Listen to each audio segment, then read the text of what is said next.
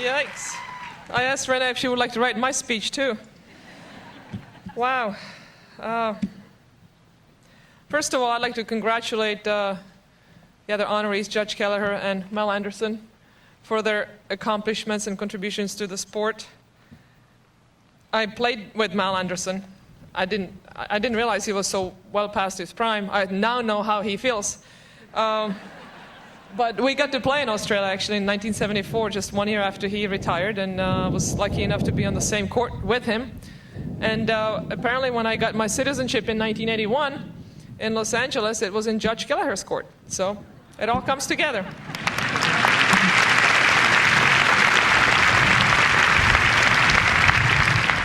It is a nice and cool day today, so to those of you still recovering from the John McEnroe speech of last year, don't worry, I will not speak for 50 minutes. I will keep it a little bit shorter, but it is nice to indulge yourself and be able to talk about yourself without feeling guilty or without having to pay somebody to listen to you. So I would like to tell you a few stories from my childhood. I was just this last week back in the Czech Republic in my hometown, playing on the old courts that I grew up on, and so I had time to reflect on some of the moments there. My parents actually met at that club. We used to have to fix the courts in the spring. That was our membership dues, by spending about 20 hours pulling the weeds and putting the clay on, etc. And my mother and my father met through me, because when my father would take the clay to the court on the wheelbarrow, and on the way back I would get in the wheelbarrow and he'd wheel me down. I was about 3 years old then. And he liked me so much because I was always smiling and very happy. Of course I was happy because he was giving me a ride. That's how my parents met. And so tennis not only brought my parents together, but then my parents being together brought me to tennis. So it just comes in a big circle. I used to just hit against the wall. I had my grandmother's racket, which was an old big wooden thing with a wooden handle, and couldn't hold it in one hand, so I just hit two-handed backhands against the wall, pretending I was Billie Jean King and Rod Laver and Roy Emerson and all those wonderful champions. And that wall is not there anymore, but the courts are still there, and I just hit the other day on there, and the ball went over the fence, and I thought, my God, they really fixed it up, because now there was nice grass on the other side of the court. When I was there were bushes, and I didn't want to go there because I was scared. Who knows what was going to be there. We, of course, didn't have any lights. There are still no lights there now, but thank God for that, because otherwise I'd still be there hitting with my father. When he was trying to teach me the strokes, I don't think there was ever any shot that I hit that he didn't have a comment on it. And we would just be there until we got it right. That night, of course, we ran out of daylight, thankfully. And then we would come home to a cold dinner. That's when my mother got upset, because she had the dinner ready for who knows how long, and then we'd get home and there's the cold meal. But anyway, we survived it. I remember playing my first tournament. I was 9 years old. Back then, the tournaments were 12 and under, and I was by far the youngest and smallest one out there. My father had to convince the tournament people that I was able to play the tournament and compete against girls that were, 2 heads taller than me. And it ended up that I got to the semifinals, and we ran out of money and food. And we had to, when we go to the restaurant, I would just look at the menu and see what was the cheapest thing on the menu and order it, because we didn't have any money. And had to wait for my mom to get there on the weekend to bring Wiener Schnitzel and potato salad. Remember that? So I held out. I remember my grandmother coming to the indoor courts in Prague when I was practicing with my first coach, George Parma. I'd go once or twice a week to play, and my grandmother would bring a carrot salad. Sliced up carrots with little lemon juice and sugar, and she said, "Eat your carrot salad, you will see better." I think I need some of that carrot salad right now, actually. There are so many people that had been instrumental in helping me play the kind of tennis that I ended up playing. First of all, of course, there's my family, my mom for cooking all those meals and letting me beat her when I was 12 years old. My father, who spent endless hours on the court with me, and then my sister, making the ultimate sacrifice when I left the country and not being able to have her sister with her, and not being able to get into the schools that she wanted to get thanks to the system that was there.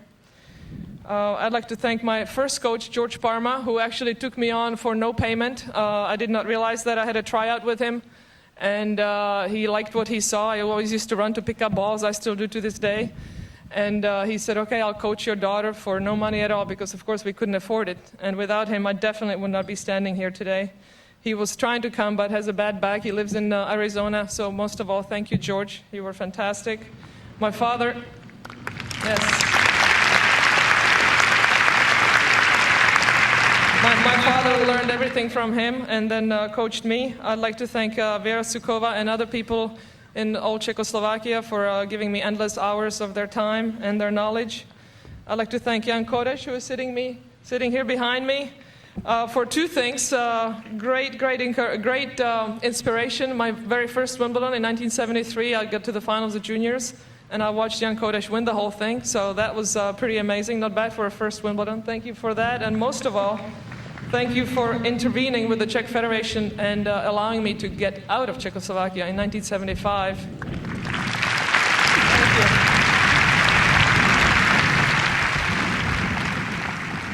you. You have no idea what he actually went through to do that, because he was risking a lot, and I will always appreciate it. I'd like to thank Sandra Haney for helping me organize my head. I was a bit of a hothead in my early years, and giving me the knowledge to organize my head when I was playing and not beat myself on the court. I'd like to thank Roy Emerson for being my coach in team tennis way back in the Boston Lobster days, 1977-78. Without him, I would not have won that first Wimbledon. There's no doubt about it. So Daphne, please tell him thank you for me. I'd like to thank Nancy Lieberman for making me realize that my time was running out and I was wasting my talent. And finally, at the age of 25 years and about 9 months, I finally decided to commit myself to the game and really get myself organized. And without Nancy, I don't think I would have had the knowledge to do that. I really thought I was doing pretty good, won a couple of Wimbledons, and I had been number 1, number 2, but I was really wasting my talent. So Nancy got me off my behind, and lo and behold, a month later, I ran into Renee Richards at the U.S. Open when I was running out of partners to practice with, and Renee said, well, I'll hit with you, I'll help you, come on. And for the next 3 years, she helped me out and really helped my game in an amazing way. Mike Estep.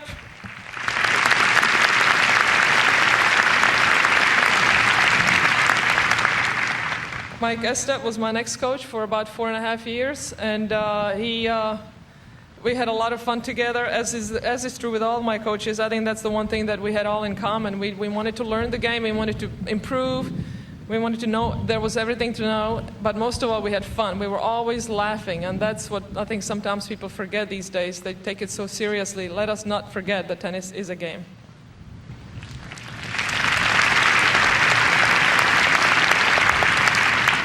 Let's see, that was Randy Crawford, my hitting partner in 87. Tim Gullickson helped me in 88, but felt that actually, he admitted at the end of the year he had to go back to his family. He was traveling too much with me. Then he ended up coaching Pete Sampras. But he told me he was too easy on me because I was a woman. I'm like, Tim, make me run, please. He finally figured it out. So then he ended up coaching Pete instead because he didn't feel guilty about that, I guess. And then finally, in 1989, I asked Craig Carden to be my coach. And Craig and I finished off my career for the next 5 years. We were together. And when we first started working together, I was in a bit of a slump, and I wasn't sure what was going on. And independently, we both asked Billie Jean King for a little bit of help. Little did she know what she was getting into. Because for the next 5 years, should I say this, Craig? Craig and I would practice all the time, but once in a while, Billie would show up and start yelling, and we go, uh-oh, the bitch is back. There's a song, John. Just start singing the song. But it was really Craig and Billie Jean that helped me win that elusive 9th title when I was well past my prime. The knees weren't holding up very well, but somehow the body held together long enough. I'd like to thank all my sparring partners over the years, doctors that kept me together, homeopathic people, osteopaths, massage therapists, people that I lifted weights with, people obviously that are all here, my friends and family, and people that couldn't be here. I'd like to thank my dogs for keeping me company throughout my career. Even all the girlfriends who suffered through all the matches from the stands, wherever they are. I'd like to... yeah, they suffered. I'd like to thank my opponents over the years, because you really are, in tennis, you are depending on your opponent. You are only as good as your opponent. I was very lucky to play against some amazing champions, Margaret Court, Virginia Wade, Ivan Gulagang, of course, Chris Evert, Billie Jean King, then the new generation with Tracy Austin, Andrea Jaeger, Steffi Graf, Monica Seles. I played just a couple of weeks ago against the Williams sisters. I mean, it just doesn't get any better than that. So I would like to say thank you to all the wonderful opponents. I would like to say thank you to my wonderful partner, Pam Shriver.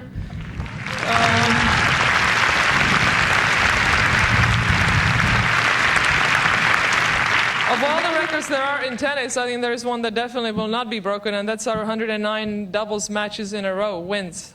Lasted over 2 years.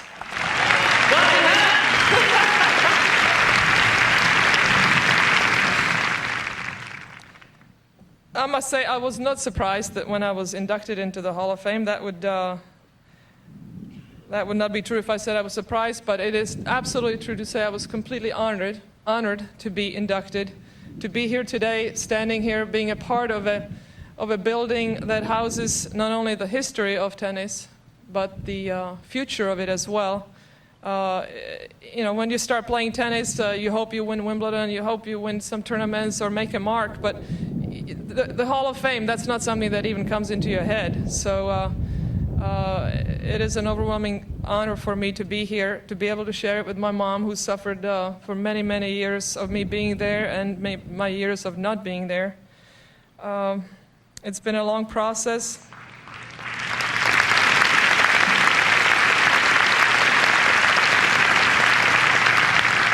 It's been a long process, but most of all, winning is great. You know, losing is not fun. But that being said, when I retired from tennis, I thought if I don't hit another tennis ball the rest of my life, it's okay. I don't really need it. Well, I was wrong. This last year, I decided to play Wimbledon one more time. Who knows, maybe next year as well. But I decided to play this year, and I thought we would have won more matches. As it turns out, the 3 out of the 4 tournaments, we lost to the eventual winners. So we have nothing to hang our head about. Marianne de Swart, my partner and a good friend.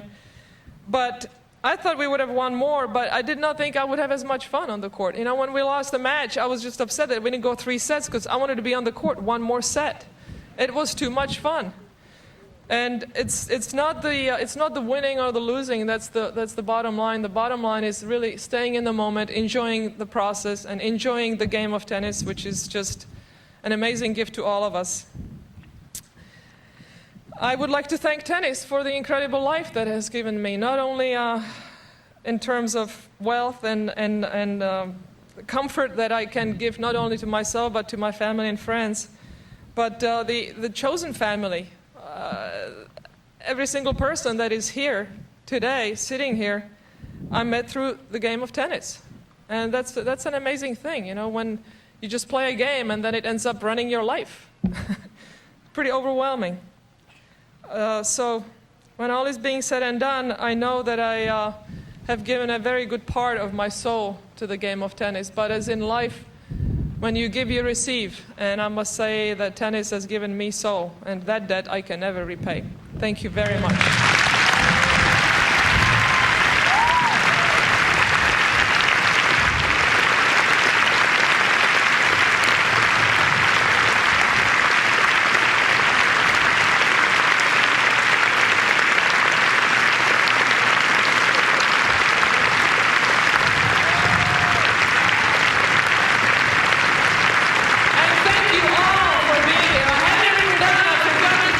Supporting all of us on the tennis court over the years.